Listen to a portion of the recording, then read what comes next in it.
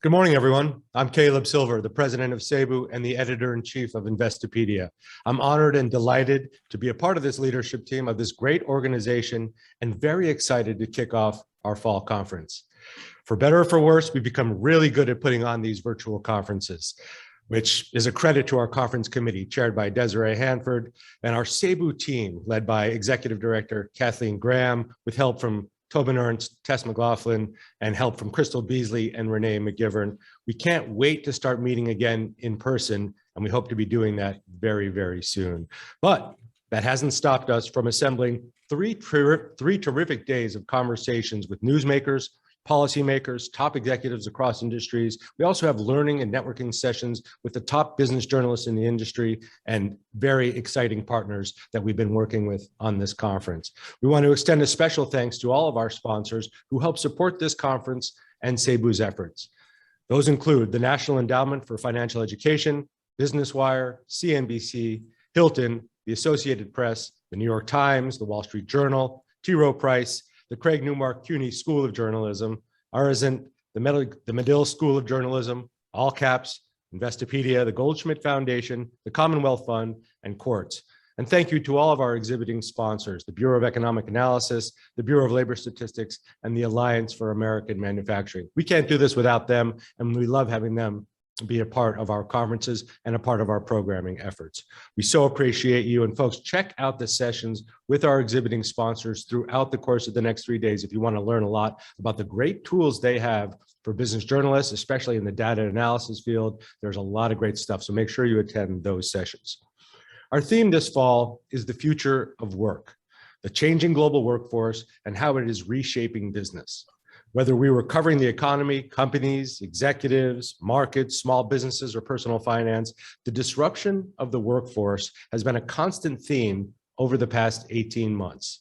As working journalists or educators, our own dynamic has also changed about the way we work, where we work, how we work. We were covering the changes as they were happening to us at the very same time. And I don't know if that's ever happened before, but what a fascinating past 18 months. That has all produced some incredible business journalism in the past year. We see it in our Best of Business Awards, our Best Business Book of the Year Awards, and across screens, newspapers, podcasts, magazines, newspapers, every single day. The quality of business journalism has been extraordinary, especially in the past couple of years. You could say that every year, but it's really been remarkable amid the pandemic. But as journalists, we're always looking forward. That's what this conference is all about, the future of work, how we will live it and how we will cover it. So important for all of us in this industry right now. If you haven't done so already, I urge you to take a look at the schedule for this fall's conference. You can access it on our website, sabew.org, and you can see it on the conference tracker site that you're watching this programming on right now. It's an extraordinary 3 days of programming, and today is jam-packed. Just today, we've got sessions on the future of automation, income inequality, women in leadership, the future of air travel, and a smart learning session from the Bureau of Economic Analysis. The lineup for the next 2 days is also off the hook, as the kids like to say.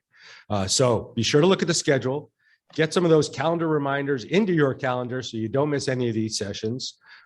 We know you can't make all of them, make the ones that you can, but you know that there's about 36 straight hours of great programming coming your way. So tune into what we have, make sure you're following on the schedule or on the app, and chime in on these question and answer sessions that we have with newsmakers and policymakers. It's a great time to ask questions. And if you're covering this for your publication or for your stations or for your networks, please feel free to do so. This is on the record. We're also going to be honoring our fellow journalists this week, including bestowing SABEW's highest honor, the Distinguished Achievement Award, to Sue Herrera of CNBC. That's Wednesday at 4 p.m. Eastern Time, and Sue deserves it more than anyone. It's going to be a great session with Sue, her colleagues at CNBC, SABEW members, and folks who've known and have grown up with Sue in the business. I'm one of them, and I can't wait for that. And in just a few minutes, we're going to be launching our first Legends in Business News conversation series where I get to interview the one and only Myron Kandel. Talk about luck. I get to interview one of my heroes, and I'm looking forward to that. That's just in a few minutes, folks, so stay tuned for that. This series will become a staple of our future programming going forward, so be on the lookout for more conversations with Legends in Business News in the next few weeks. I want to remind all SABEW members that we have a membership meeting today at 2 p.m. Eastern Time. SABEW is only as strong as its members, and we're very blessed in that department. We have a great, robust membership. But we also need robust engagement from our members and participation from our members while we continue to seek new ones to grow our organization. Please come to the meeting if you can at 2 p.m. Eastern Time. Bring your questions and never hesitate to reach out to me, Kathleen, anyone on the executive team, or anyone in SABEW on the board. If you have any questions about wanting to participate more, get involved, or if you have ideas about programming, we want to hear from you. This is your organization. This is what we're here for. So let's light this candle and officially kick off SABEW's Fall Conference. On behalf of the Executive Committee of the Board of Directors, which includes Heather Long, Glenn Hall, and Desiree Hanford, welcome to the Future of Work, brought to you by SABEW. Enjoy the show.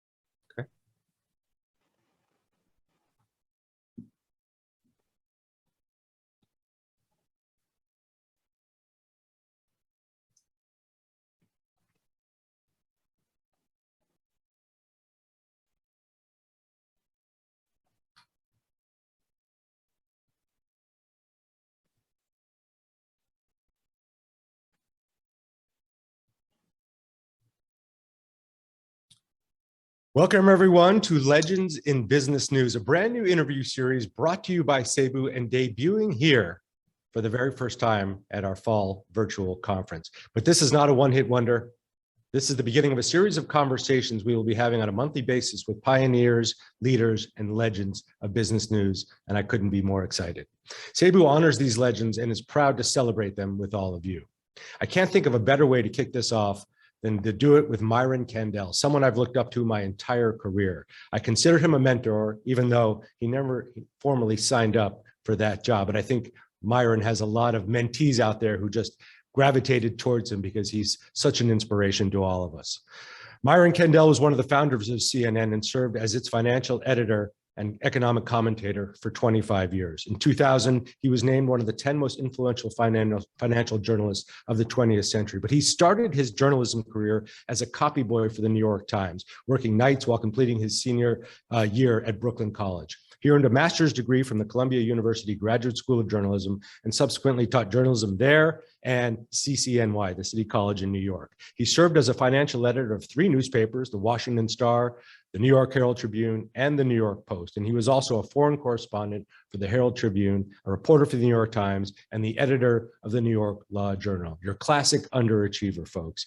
He was also a two-time SABEW president, 20 years apart, 1976, 1996. He's the Phil Mickelson of our industry, folks, coming back to lead the organization 20 years after he first did it. And it's time to honor this legend. So let's bring in the great Myron Kandel. Welcome, Myron. Pleasure to be with you, Caleb, and honored to be the first one to start this great program. Well, it's a delight to have you. Look at you. You're still looking beautiful. Myron, take us all the way back to your copy boy days at the New York Times. Where were you working and what was your day like when you walked into the office? What was that office like? Well, it was an office full of reporters in a big newsroom with old typewriters and so on. I got to tell you one little anecdote. I discovered that any staff member of the New York Times could write an editorial. In those days, it was an 8-column paper. and the editorial page used some minor editorials to fill out the page. I thought that was the greatest thing I ever heard. And I sat down and wrote, it was the middle of the Korean War, and I wrote an editorial on how to solve and end the Korean War. They didn't run it, okay? And then I figured I better set my sights a little lower, and I wrote an editorial about giving blood. And I was in favor, by the way, during the war. And they printed it. They paid me $15 for running that editorial. I was making $27 for a 40-hour week, so that was pretty good. And I wrote a few more editorials the next few months. And when I would tell my friends from Brooklyn College newspaper that I was writing editorials for the New York Times, nobody believed me. So I stopped telling them that. But at any rate, I did go to finish my senior year at Brooklyn College, went to Columbia J School, working full-time at night, going to school during the day. It was tough, but I was young and I could do it. Mike, you were already published, though. You already had editorials running in the Times. Why did you go to J School? Why did you go to graduate school back then? Why did it seem like the right call? Well, it seemed that, I sort of learned a lot about how the paper worked from the ground up, but I didn't have the niceties and I didn't have all the experience that I could draw upon from the faculty, the full-time faculty, the adjunct faculty. It was a great year. I loved the year at Columbia, despite how difficult it was. And when I finished at Columbia, they made me a copy editor trainee. While I was in the middle of that, I was drafted, went into the Army for 2 years, came back. They gave me a job as a copy editor on the city desk. I didn't call it Metro those days. It was the city desk of the Times. I was the youngest copy editor then, at that point, probably not in history, but at that point. And I loved doing that. However, in my mid-20s, I was getting a little anxious to get off the desk and be a reporter. And there wasn't any movement in the reporting ranks. And somebody told me, a friend who had been in the financial news department, there were 3 openings all at once. One guy had gone overseas, one guy had retired, and one guy had gone into PR. So I used that as leverage to get the city editor to allow me to talk to the financial editor. Financial editor hired me as a young reporter. And that got me into financial news. Unbelievable. And if that didn't happen, those conversations didn't happen, all the things, all the dominoes in your career that set you up to be the financial editor of CNN and a professor and all the different places you've touched and all the journalists who you've influenced, we would never have had your influence. So thank God those 3 people moved on to other jobs and you got that. But you also became a foreign correspondent for the Herald Tribune. How much did the Alfred Hitchcock film influence that decision? Where were you based and what were you doing? Well, I was I was financial editor of the Washington Star, a great newspaper then. In those days, even better than the Washington Post, which had not reached its glory days. But the idea of being a foreign correspondent in Germany during the middle of the Cold War, I also covered the common market. Now we call it the EU, but it was a common market, six countries based in Brussels. It was really an exciting time to be a correspondent in Germany. And the fact that I had the economic background as a financial editor is what got me the job. I was there when President Kennedy said, "Ich bin ein Berliner." That was one of the most inspiring moments of my entire career. So at any rate, there's a picture of my famous office. It was a little cluttered, but I knew where everything was and I could reach it if I needed it. I've also got a couple of honorary degrees along the way. Just a few. Let's talk about the launch of CNN, Myron. The very early days when Ted Turner was rolling the dice on the All News Network there. How did you get that job? How did you even come to know him? Take us through the steps that brought you into Ted Turner's house. Well, a friend of mine, a PR guy named Mel Tarr, who was doing some headhunting for the president of CNN, a great guy named Reese Schoenfeld, who just died last year, asked me to have lunch with Schoenfeld, my friend. And I did it as a favor to my friend. Had no real. Oh, by the way, there's a picture of my old copy boy colleague Carl Spielvogel, who later became CEO of the fourth largest ad agency in the world, who just died a few months ago. At any rate, I was at the Star, and I'm sorry, I was at the New York Post now. Murdoch bought the Post, hired me to be financial editor. And I had lunch with this friend of mine, and he told me that they were starting an all news network. And I said, you got to cover business news because it's ignored largely by network television. Each of the networks had one correspondent. They were all good people, but they could barely get on the air. And he told me that they were going to do a full-time program and more. And it sort of intrigued me. Long story short, I'll get to it. He asked me to come aboard as financial editor and economic commentator. And I did, with the proviso that I could work in New York, not in Atlanta, where CNN was based. So I had never met Ted Turner, but I'd heard about him. I went down to Atlanta to start the planning process, and I met the great man. And he said to me, when we go, this was in February of 1980, he said, when we go on the air on June 1st, we don't go off the air till the world comes to an end. And then he paused dramatically, pointed a finger at me and said, if that happens, I expect you to stay on the air and cover the story. Yeah. I mean, who is more passionate about journalism than Ted Turner? Even though he was a pretty astute business guy, he was so passionate about it. And, you know, by hook or by crook, he was going to get CNN going, and he certainly did. But you also say that he had a huge influence on you as a person, not just as a boss and as the leader of this network, but as a person. Talk about that a little bit, Mike. Well, he took a big gamble. He thought he understood the nature of being able to transmit programs by satellite to cable systems all over the country. It was a big gamble for him to do it, and he had the guts to do it. And he was able to attract, he and Schoenfeld and others were able to attract mostly print people. No, I shouldn't say that. There were young broadcast people and some established print people, sort of a combination. Dan Shore, if you remember that name, was one of the early people. Bernie Shaw, no relation. And any rate, but one of the great things that Ted did, in addition, we never thought of making an international network. That was his vision. I mean, we had enough on our plate to be just the US and Canada, North America. But Ted had the vision to turn it into an international network.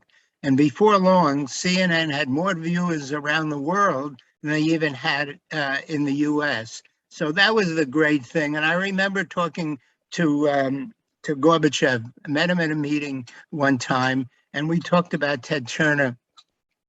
And I said, I think the two of you are among the great men of our time. And I really believe this.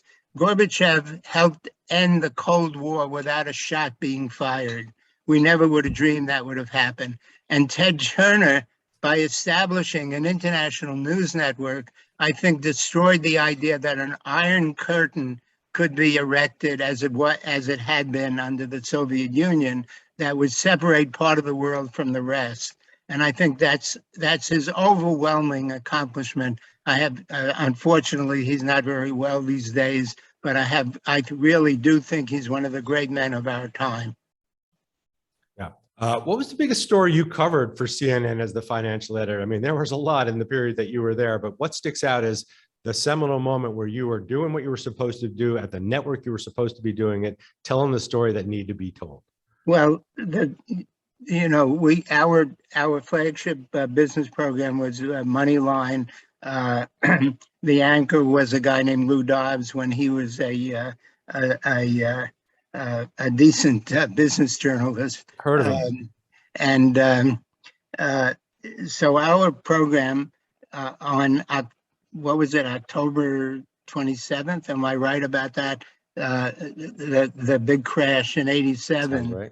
right. We stayed on the air all night, around the clock. The first time a business story had been covered around the clock, because when we finished in the States, we went to Japan.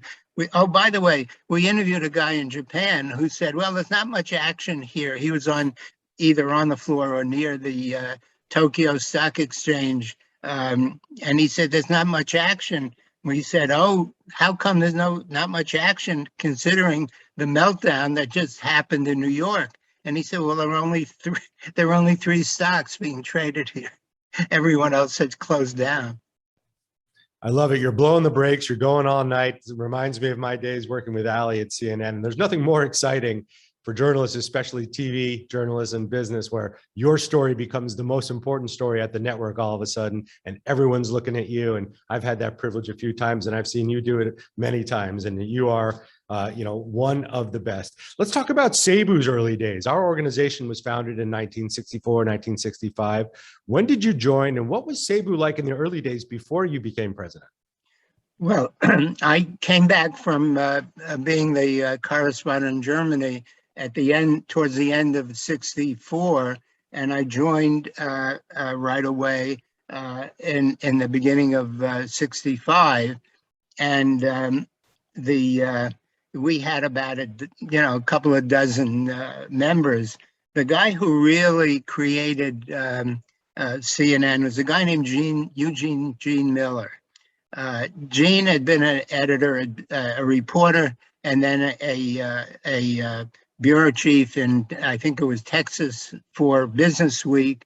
They made him an assistant managing editor in New York, and then they made him PR director of McGraw-Hill, which owned Business Week then, of course. And Gene attended a meeting in Norfolk, Virginia, arranged by a wonderful guy named Kit Larson, and they had the idea of creating a organization of business journalists.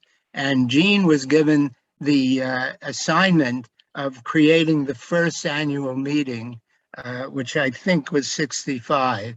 And Gene always joked, he's still around, he's 95 years old, wonderful man. He was the only guy who had a secretary, so he was in charge of all the work of putting together a conference. And what he did was he called major business executives and said, we're having a meeting of all the leading business journalists of the country, and you should come speak. And some of them figured, oh, that's a good idea. And then he went to managing editors of newspapers and said, a lot of business executives are gathering in New York for this meeting. You should send your financial editor. And it was a little expense. Financial editors weren't all that powerful in those days. So he did a little sleight of hand. He told the CEOs that all the business journalists were gathering, and then he told the managing editors that all the business guys were gathering, and they better send their editors. At any rate, he pulled it off, and it became a pattern where we had great speakers as you gathered. By the way, my hat's off to you for gathering this great program that you put together for this week. And we had, sometimes we had a couple of dozen people attended.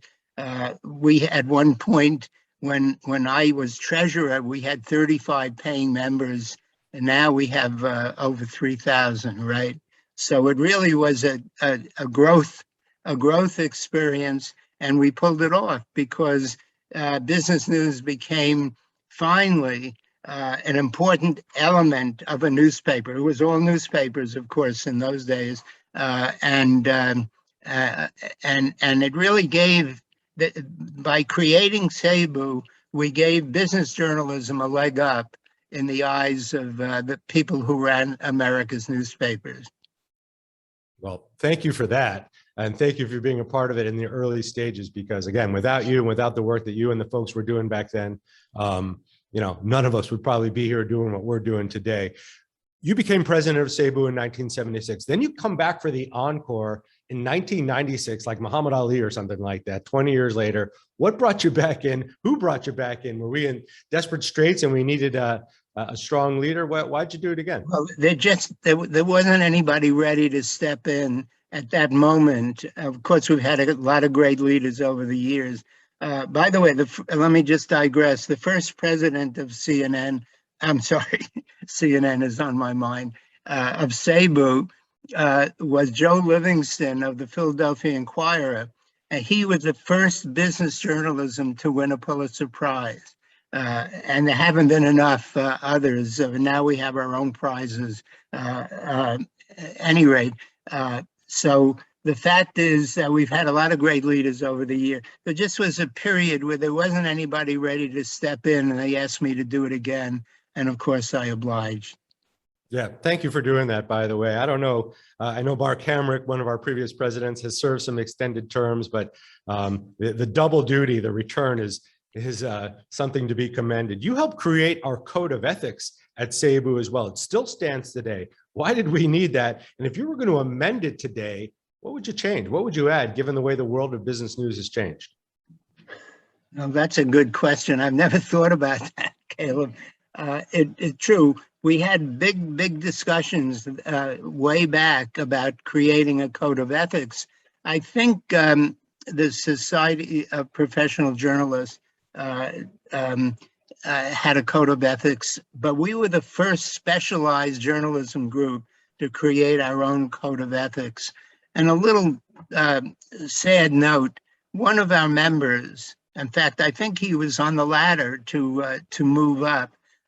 When we created the code of ethics, he felt he had to resign. He was the financial editor of a good-sized Midwestern paper, and he told us that he was obligated to provide the advertising department of the paper with several columns of space every week that they could use to sell advertising on by giving those advertisers free news space. And he felt that that did not was not congruous with the code of ethics, and he felt he had to resign from the organization. So that's where we were. The power of advertisers was much stronger, and in some cases really strong in some newspapers. And we felt we just needed a code of ethics that people could hang their hats on. And of course, the idea of 24-hour news, the idea of social media and all the rest that we have now didn't even exist in figments of our imagination. And so it might not be a bad idea to look into the code of ethics again and see if it needs any updating. Yeah, well, today we call providing advertiser space, we call that custom content, where it kind of feels like editorial, but it's kind of not.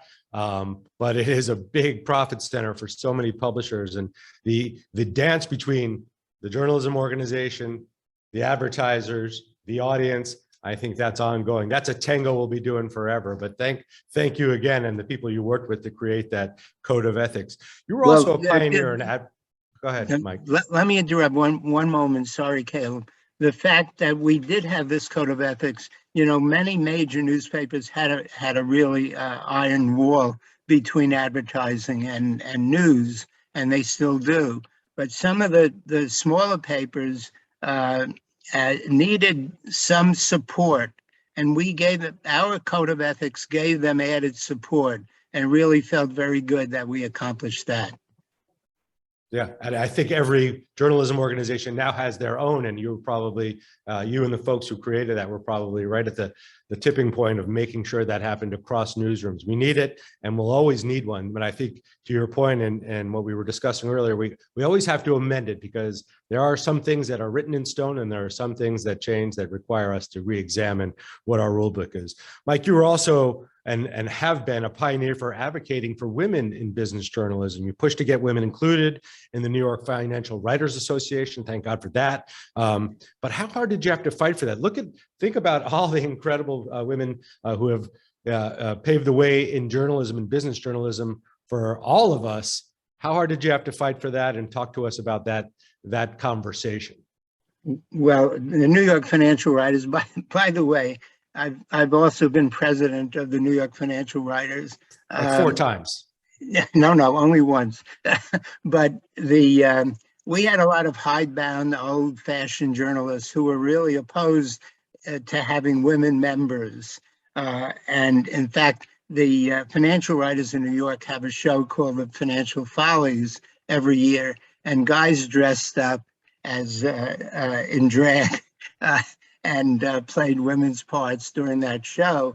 In fact, one of our members was such a good-looking gal when he was in drag that a financial editor, I won't mention his name, had too much to drink that night and began chasing that guy in drag around the room.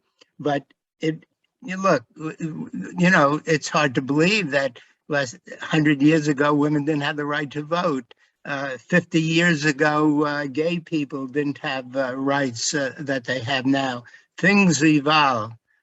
So it was a tough sell to convince a membership to allow women in, but we did it. And of course, women have gone on to do the greatest things in our field. Yeah, back to the Financial Follies. I think that's why they went to a cash bar eventually. It used to be quite a different event back in the day. But again, thank you for your work there. And you're not just women. You've advocated for so many people and so many groups in business journalism and been a real leader with a true spirit of cooperation there. Mike, what's the best advice you ever received in journalism throughout your career, and who gave it to you? Well, one that really sticks out is when the Herald Tribune folded in the summer of '66, I was out of a job and thinking about what I was going to do next. Indirectly, a leading international financier, an American, but was based in Geneva, Switzerland, offered me a very interesting job as head of, he had some publications, head of PR, which wasn't my particular interest, but it paid a lot of money, would be based in Geneva, Switzerland, with a lot of perks.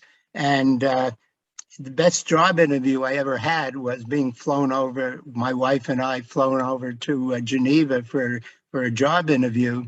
And I was toying with the idea of taking it when a guy I knew not very well, but casually, named Ted Etherington, was chairman of the American Stock Exchange. And he asked me to come in for a chat. And he said, I hear you're considering this job. And he said, I've got to tell you, I've just come back from a trip to Europe, and this guy doesn't have a great reputation. And he said, and I'm being immodest now, but I'll say what he told me. He said, you have a great reputation as a journalist. It's very hard to build a reputation, and it's very easy to lose it. I want you to think long and hard about that job. I decided on that advice and other considerations not to take the job. Had I taken it, I would have gotten stock options that would have, this was in 1966, that would have been worth $1 million. I wish I had the stock options now, but the company went bankrupt, but that's another matter. But at any rate, this was a guy out of the goodness of his heart. I was not a close friend. He just wanted to give me some advice. And I think that's the best advice I ever got. That's sound advice, but we love our friends in PR, but it is that dance a lot of us do throughout our careers. And some great journalists have become great PR executives, and great PR folks have become great journalists. So it's so interesting that was happening to you early in the early days of your career. Who was your biggest influence? You mentioned Ted Turner as somebody who's had a lot of impact on your life. I see Thelma walking around, your lovely wife, who's such a star in the apartment. She's got to have a lot of influence, I know, on you. But professionally, who had a lot of influence on you, Mike? Who do you remember well? Well, I remember the interesting thing about going to Columbia J School, the really terrific faculty, but even better were the adjuncts, people who worked at the New York Times and elsewhere. And one of them was an assistant news editor named Louis Jordan, and he taught copy editing, which I really gravitated to, and I really enjoyed it. And when I would finish school and go down to the Times to work at night, when things got slow after the first or second editions were up, the guys on the copy desk would give me pieces of wire copy to edit and then critique me. So I was getting it both ways. I was getting it in school and I was getting it on the job. And that helped me get my first big job at the Times as a real copy editor. And, you know, let me just add a poignant note for me. He knew, and I kept in touch with him, Louis Jordan, and he knew I had done well in the field, but I never sat down and told him how much I appreciated his help. And I'd like to give a piece of advice to our younger colleagues. Say thanks. Say thanks to somebody who's helped you along the way, particularly as they get older. They really would appreciate it. And I never went back and told him that, how much I appreciated his help. And when I finally thought of doing it, he was already gone. So say thanks. That's important. Yeah, well, I'm not going to miss my shot, Mike. So thank you, seriously, for me. When I saw you doing what you were doing, when I started watching CNN and I started getting into business journalism, I said, look at that good looking guy. If he can do this, maybe I can do this too. But not only that, you've been such a mentor and a friend, and someone who's encouraged me a lot. So thank you, Mike. And I know a lot of people want to thank you as well, but I'm not going to miss the opportunity. I've probably done that before, but I'm going to keep doing it every time I see you. And I'm lucky to get to see you from time to time. Mike, are you bullish on the future of our industry, on the future of business journalism? There's so many young journalists and students who are on this right now, and a lot of us who've been working in the game for many years. What's your take right now? Well, you know, one of the themes of your conference is leadership for the future, and I'm the past. However, even though I'm of the past, I'm very bullish on the future. I think that the best is yet to come. As I indicated earlier, there are things going on in financial journalism, all kinds of journalism, that we never dreamed of before. And who knows where they're going to take us. And of course, there's been negatives as well. Some of the social media and others have not distinguished themselves. You know, fairness and accuracy are still the hallmarks of our business. And those are the two attributes that we can never forget: be fair, be accurate. And I think the best is yet to come. Yeah, that is so encouraging to hear. And you've been saying that for years to me. So I keep believing you, and I'm still in the game too. Parting words for the future journalists out there, so many students and up and coming business journalists at our conference this year and all the time. What do you have to say to them as they head into on their career paths, Mike? Well, as I say, two things: be fair, be accurate. Also, be prepared. When you come to an interview, be as prepared as you can be. And even though you're prepared, don't think you know everything. Don't be afraid to ask a question, even if it sounds like a simple question. And talking about questions, follow up questions. That's the thing that really bugs me, particularly on TV, when the interviewer does not follow up a question. I have no hesitation over the years of saying to somebody I'm interviewing, you didn't answer my question, and repeat it several times if necessary. If you watch on TV, you won't see enough of that. I wish there were more. So be prepared, be fair, be accurate, and be bold, but be polite at the same time. You're absolutely right. You're absolutely right. Be tough, but be polite. And I think people will respect you. Well, you've earned so much respect from so many folks over the years, not just in business journalism, Myron, but across the industry. And you've touched so many lives, and it's just a joy to have you. I couldn't think of a better person to kick off our Legends in Business News series here at SABEW. And you are a legend, and I'm just delighted to have gotten to know you in my career and to call you a friend. So thank you so much. Well, Caleb, it's a delight to me to have somebody like you continue the line of SABEW presidents, and there are more to come, I know, and they've been more after me, but it's so important to be involved. You know, I've been involved in a number of journalism organizations in addition to SABEW, and it's a chance to give back to what we have had such great opportunities, and you have to give back when you've enjoyed that. Amen. Great words. And thank you so much for your time, Mike. And folks, Myron Kandel, a legend in business news. So delighted to have you here and a great way to kick off our conference. Folks, I want to tell you about some other programming coming up right after this. So stick around. Mike, thank you for your time. And we know we'll see you throughout the conference because you're a regular with us. But right after this, at 10 o'clock, folks, reimagining the future of work through automation. You're not going to want to miss that conversation. That's coming up in a little bit. Financial fragility and income inequality in America. That's at 11 o'clock Eastern time. The Facebook files. We have the reporters from the Wall Street Journal, folks, who broke the big Facebook story about the data collection they're doing. We're bringing them into a roundtable for our lunch conversation, 12 p.m. Eastern time. The BEA's giving us some handy resources, one of our presenting sponsors. And then at 1:30, Women in the Newsroom, Leadership, Recruiting, Retaining, and Succeeding, a terrific conversation. And remember, 2 o'clock p.m., folks, the SABEW membership meeting today, then a conversation on the future of air travel. Look at this programming. It's ridiculous. We're also going to be talking about the best business book of the year award shortlist. That's coming up at 4, and then a big networking session at 5 o'clock. So much on the docket today. I need a fresh cup of coffee. This has been a tremendous honor for me, Myron Kandel. And folks, we will see you in just a few minutes for the next panel. Thanks so much.